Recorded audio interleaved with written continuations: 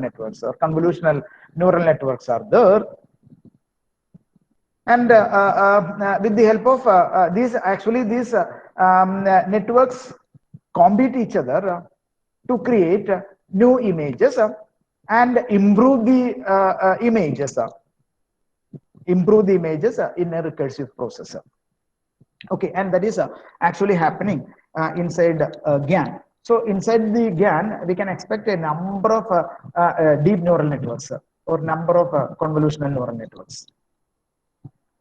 And when we consider the deep neural networks, these deep neural networks suffer from severe limitations. Severe limitations. And what are the limitations? The first limitation is need huge amount of data to get good results. That is, in order to get a very good classification accuracy, we need a large amount of data. That is one limitation. And the performance of the network is determined by the training data, both its quality and quantity. The quality of the data and the quantity of the data greatly affects the performance of the model, deep learning model. And that is another. The quality of the data is also a very important concern in the case of deep neural network. And another limitation is need human operators to label the training data, and which is time consuming and expensive. That is each image that should be correctly labeled, then only we get accurate results. So human interaction is needed for labeling the different images or labeling the different instances. Then in domains such as healthcare, the data required for training algorithms will have legal and ethical implications because it is sensitive personal information. So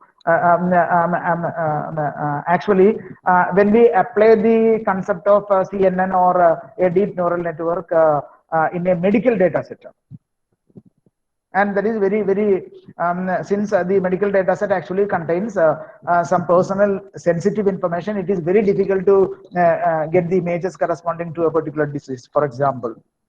Okay, so in the healthcare domain, the data required for training algorithms will have legal and ethical implications because it is sensitive personal information. So it is very difficult to get such type of data or images from the healthcare industry. So what we can do is, if we have only some limited number of images, with the help of those images, we can create our own images. And for creating those images, we can directly apply the concept of GAN. As we know, deep learning is very efficient at classifying things, but not so good at creating them. And that is another limitation of a deep neural network. And with the help of a deep neural network, if you have a sufficient amount of data, if the data contained in the data set is satisfies sufficient quality, we can very efficiently apply the concept of deep neural network to classify them. But there is no method is available in a deep neural network to create new images. That means not able to generate new data, and there comes the importance of the GAN. And how does GAN work? And that is very important. And Ian Goodfellow's GAN technique proposes the use of two neural networks for generating new images. The first network is to create an image, and that image is actually created from a random noise value. From some random noise value, so we can create the image initially, and another network. But here one network is needed for creating those images. Then another network to refine the generated new image.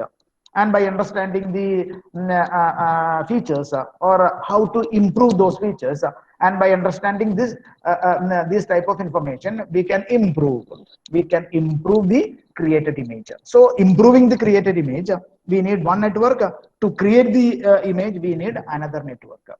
And in this case, the first network, and that is called the generator, and that generator network generates the new data.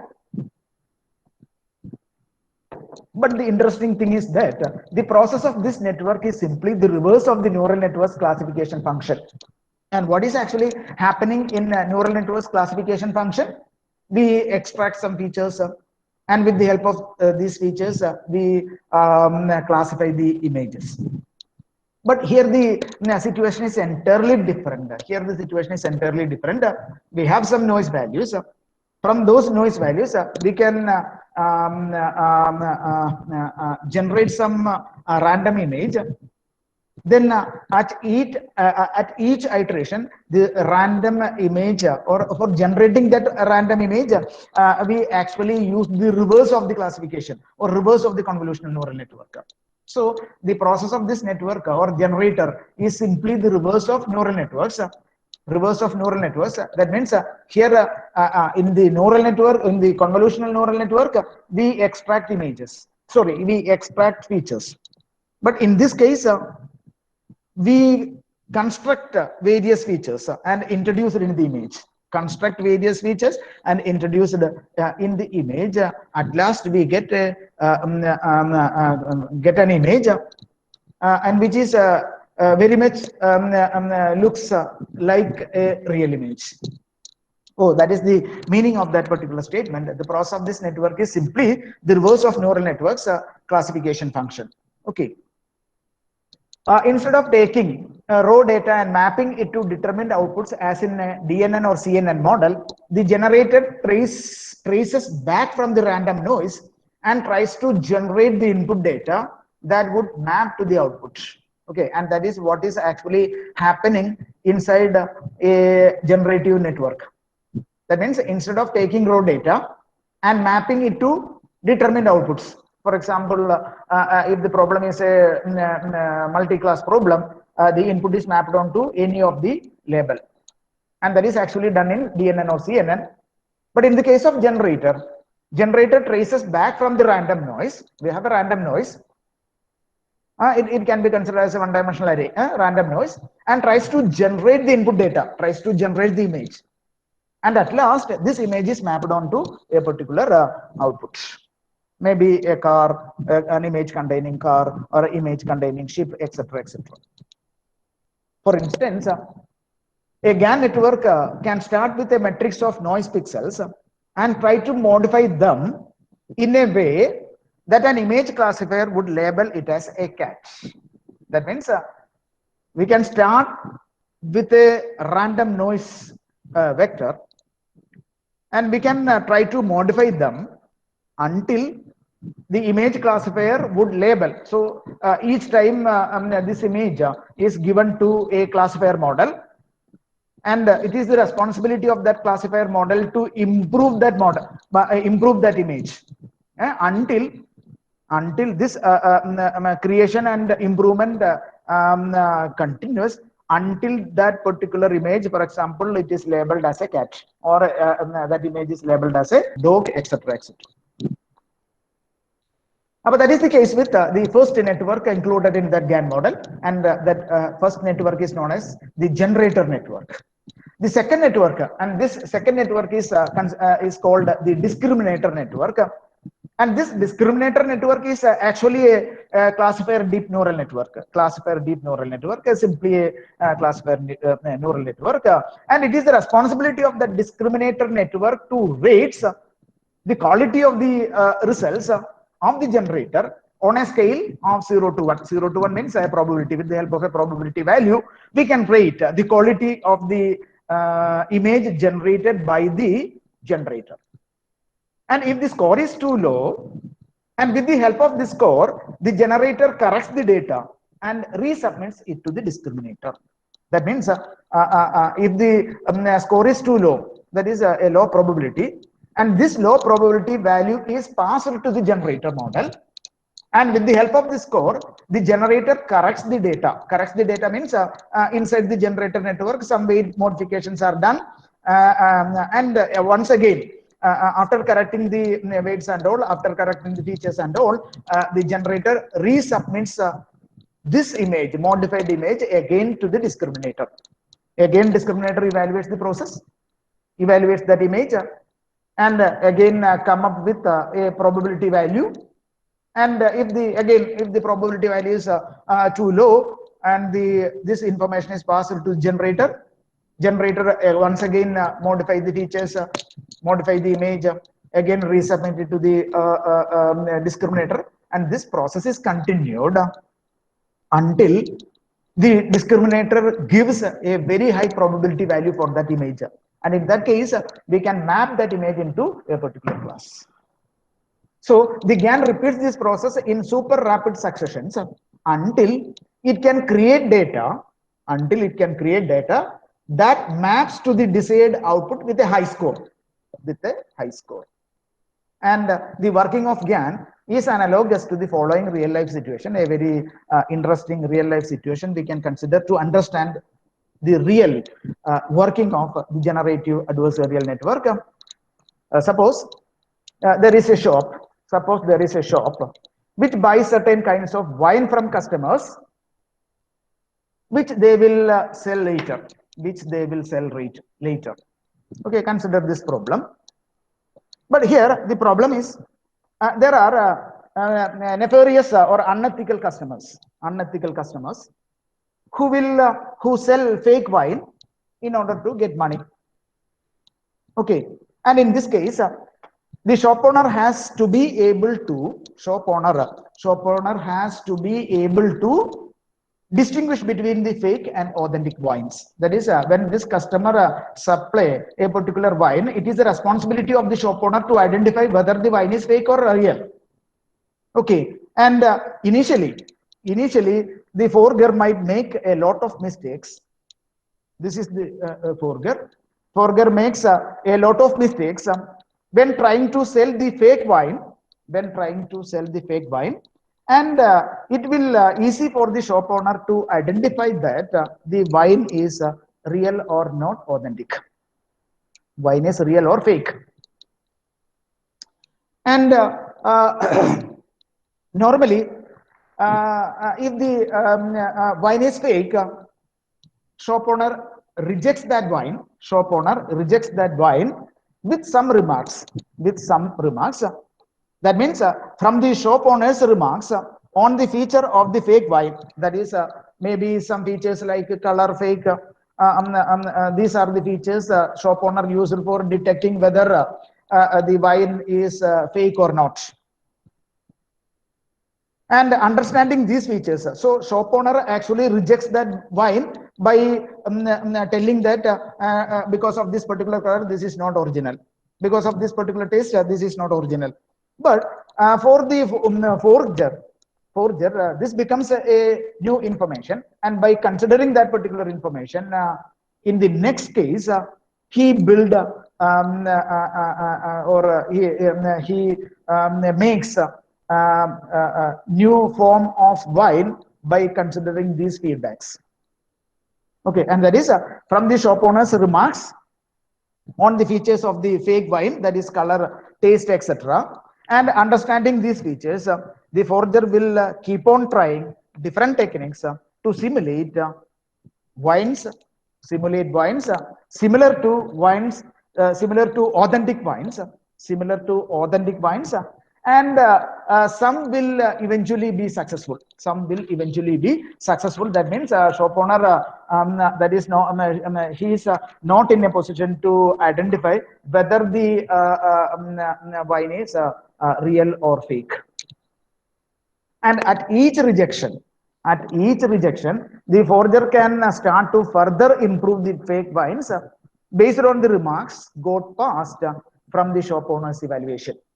At each time, after evaluating the wine, the quality of the wine or the color of the wine, the shop owner provides some remarks.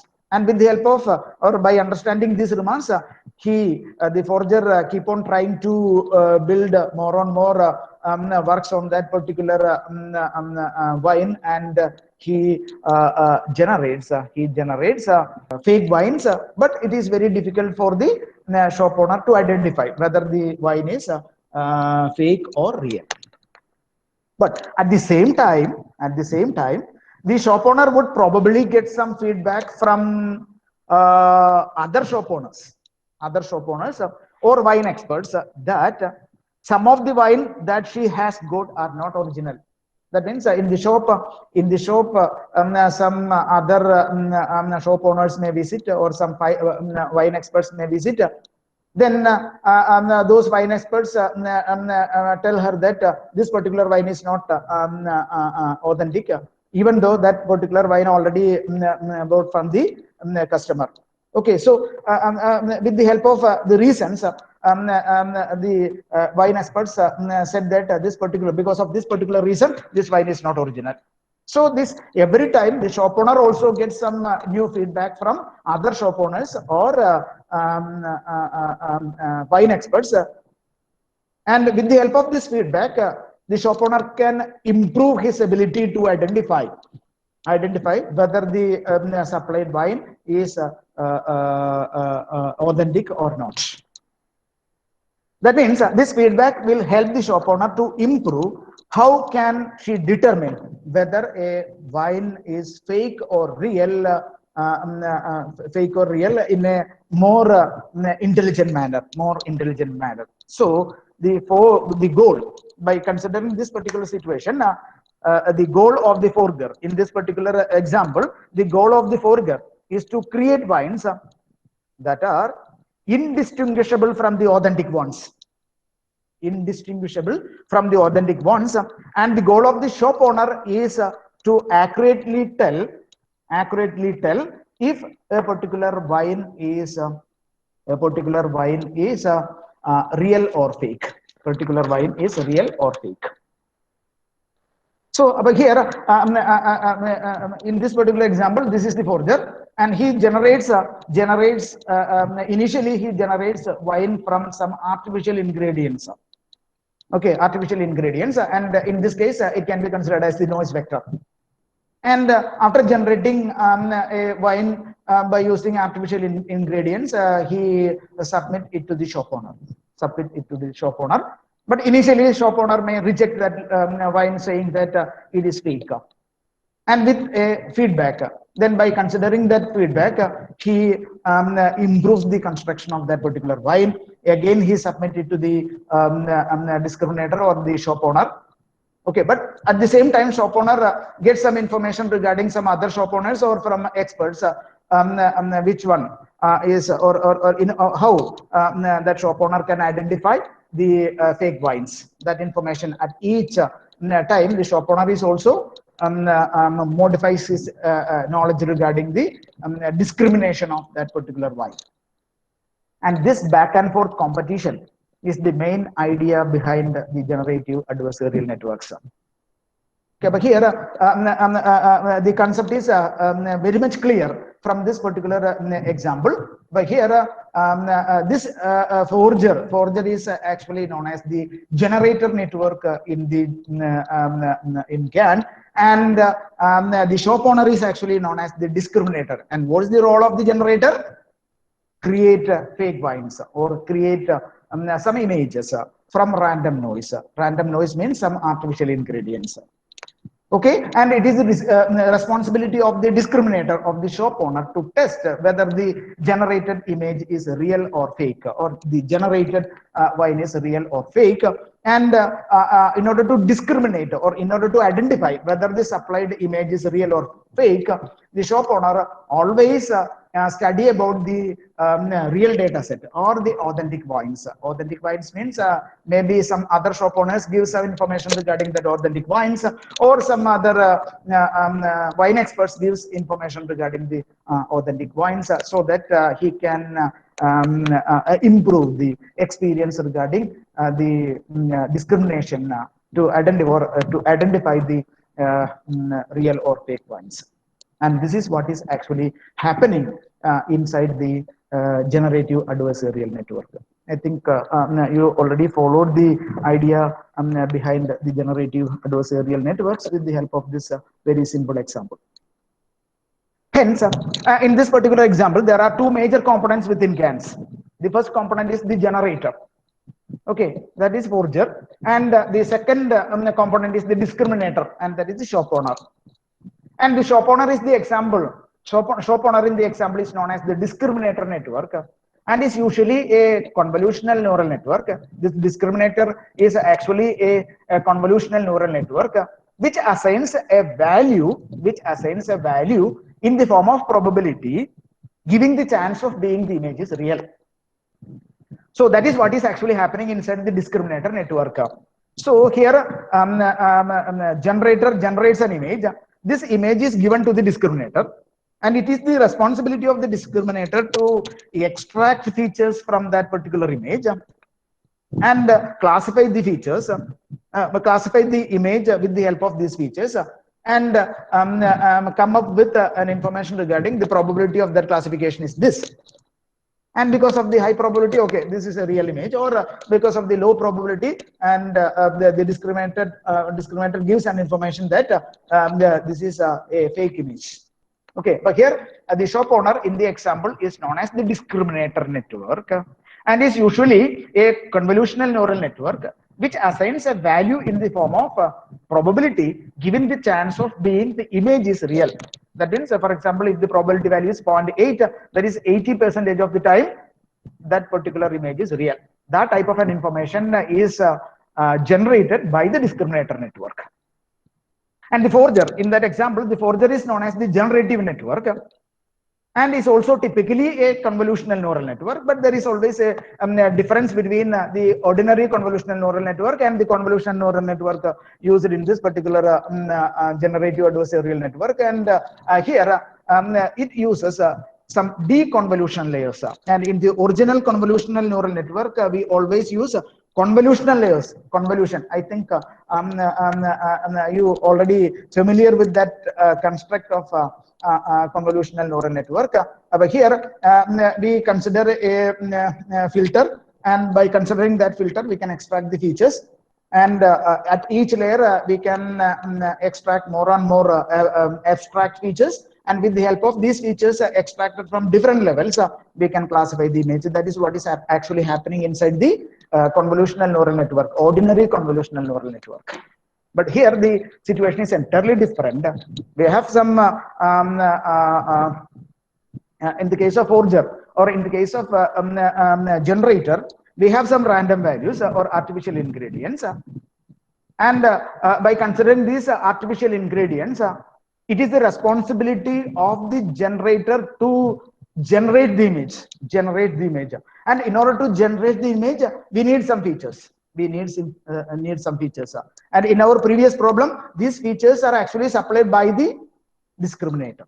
And by understanding these features, we can construct the image.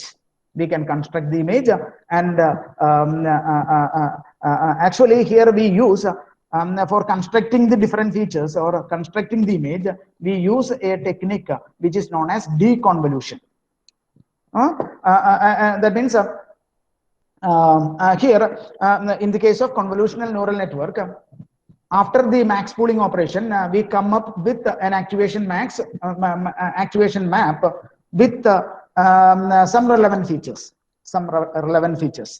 But in the case of generative network, from the generative network, by considering the each information contained in that particular generative network, that is, initially we provide a random noise value. So, for example, a one-dimensional array containing 100 information. Okay, that is 100 random values are there. And by considering these random values, we expand those values. And by considering that expanded values. But here, in the case of convolutional neural network, we reduce the number of informations. By applying the pooling operation, right? But here the situation is entirely different. We expand at each layer. And at last we generate an initial image. Okay, and that expansion operation is actually known as deconvolution. And for performing the deconvolution, two different methods are available in Keras. The first method is known as upsampling 2D, and the other method is known as convolution 2D transpose. And these are the two important methods available in Keras for performing the deconvolution. And this network takes some noise vector initially and outputs an image. Okay, and that is what is actually happening in generative network. Okay, but here two components are there, two important components. The first component is the discriminator network, and the second component is the generator network. And what is the responsibility of the discriminator network? To identify whether the input image is real or fake. And what is the responsibility of the generator network? To generate a fake image. Okay. And when training the generative network, and for training the generative network, we need another network. It learns which areas of the image to improve or change so that the discriminator would have a harder time differentiating its generated images from the real ones. And that is what is actually happening in training the generative network. That is, when training the generative network, it learns which areas of the image to improve and what features we have to improve, so that the discriminator would have a harder time differentiating its generated images from the real ones in the next stage. Okay, and the generative network keeps producing images that are closer in appearance to the real images, while the discriminative network is trying to determine the differences between the real and fake images. And that is what is actually happening inside the discriminative network. So here, the generative network keeps producing images that are closer in appearance to the real images. That means at that time, it is a harder time for the discriminative network to identify whether the image is real or fake. And so while the discriminative network is trying to determine the differences between the real and fake images. So in this case, if these two networks are highly efficient, if the generator network is efficient and at the same time discriminative network is efficient, what is actually happening there? What is actually happening there? After each iteration, the network produces realistic images. And the ultimate goal is to have a generative network that can produce images which are distinguishable from the real ones. Okay, and that is the outcome of the generative adversarial network after the training process. We can generate some realistic images. Okay, and next, that is the basic idea behind the generative adversarial networks. Next, we can move on to the implementation of a generative adversarial network using Keras. Keras provides, because for implementing this generative adversarial network, we need two convolutional neural networks, but one network is a deconvolutional neural network. Okay.